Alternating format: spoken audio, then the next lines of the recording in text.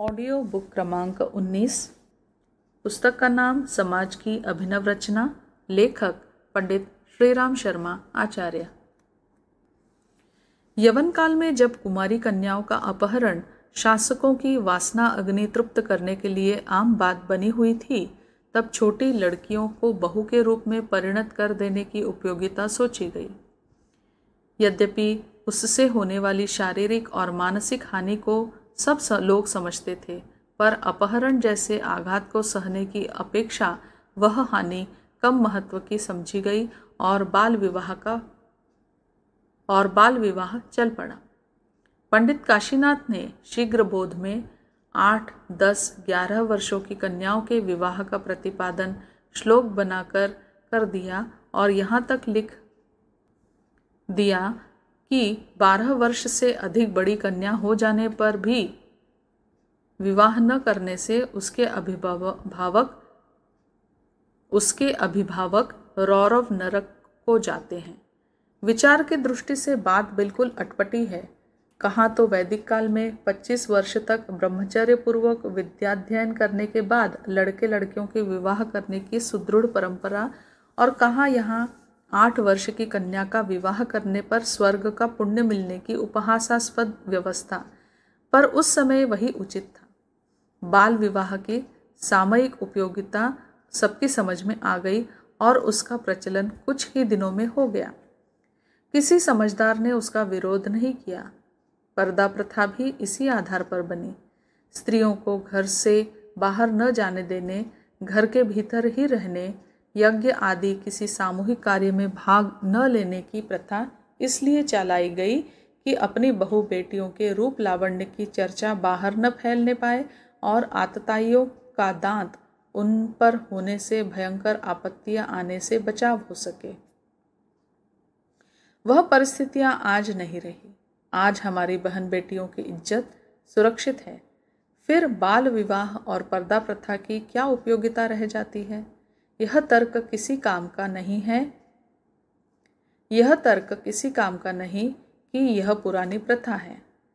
ब्रह्मचर्य पूर्वक 25 वर्ष तक विद्याध्ययन करके विवाह करने वाली बात को एक समय बदलकर बाल विवाह जैसी अटपटी बात को स्वीकार कर लिया गया, तो अब वैसी परिस्थिति न रहने पर सनातन वैदिक परंपरा को पुनः लाने में क्यों आपत्ति होनी चाहिए?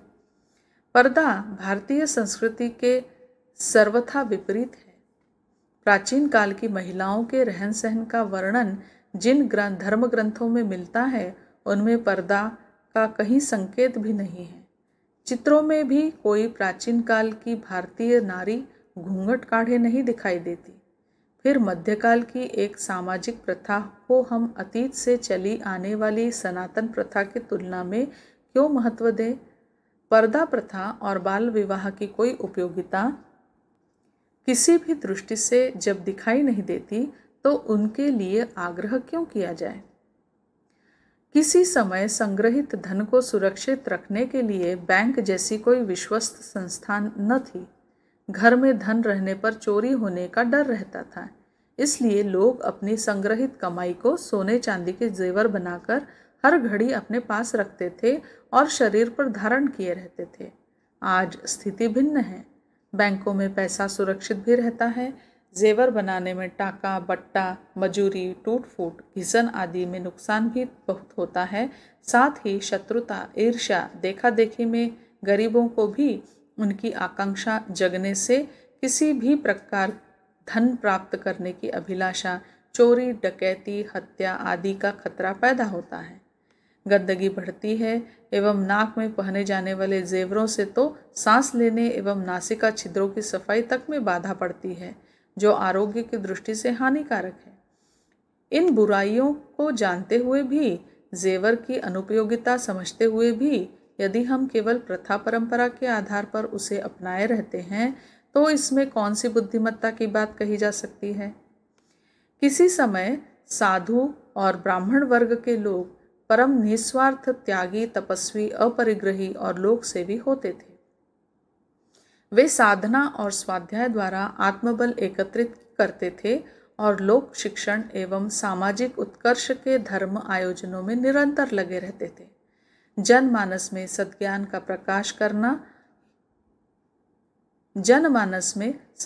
प्रकाश करना ही उनका लक्ष्य होता था और इस कार्य में वे प्राणपण से अहिर्निश संलग्न रहते थे।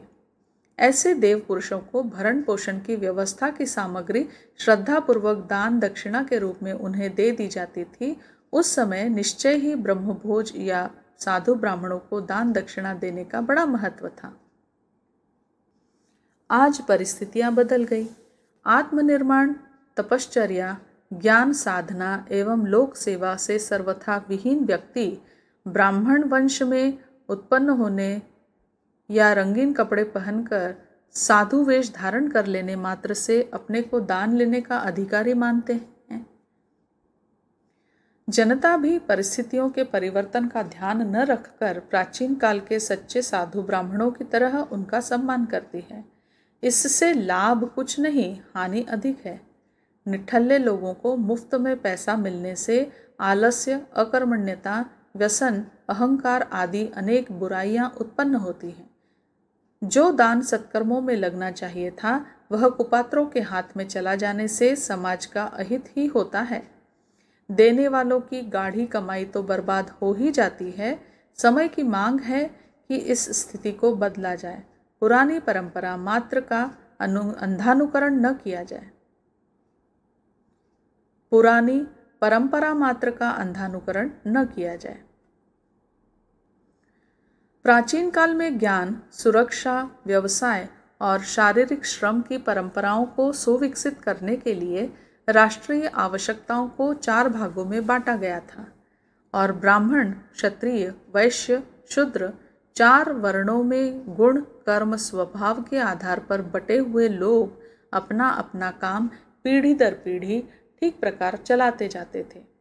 इससे प्रत्येक कार्य सुव्यवस्थित रीति से चलता था। सभी वर्णों के लोग परस्पर समान स्थिति में रहते और समान सम्मान एवं समान अधिकार का उपभोग करते थे। समय के फेर से यह वर्गीकरण ऊंच नीच, छूत छात और जाति पाति की वर्तमान विभीषिका के रूप में बदल गया। किसी वंश में जन्म लेने मात्र से किसी को ऊंच, किसी को नीच समझा जाने लगा। कर्म की महत्ता छोड़कर लोग वंश को महत्व देने लगे। सवर्ण कहे जाने वाले लोगों में से कई व्यक्तियों का आचरण बहुत ही गर्हित होने तथा अन्य वर्णों के लिए निर्धारित कार्य करने पर भी अपने को उच्च वर्ण का मानने लगे और इसी भ्रमपूर्ण मान्यता का अहंकार भी करने लगे। कितने ही सत्कर्म करने वाले सुयोग्य और सुविकसित लोग इसलिए तिरस्कृत किए जाने लगे कि उन्होंने किसी छोटे वंश में जन्म लिया था। यह मान्यताएं न विवेक संगत हैं, न न्याय संगत, न शास्त्र संगत। केवल भ्रम और रूढ़िवादिता ही इन मान्यताओं का आधार है।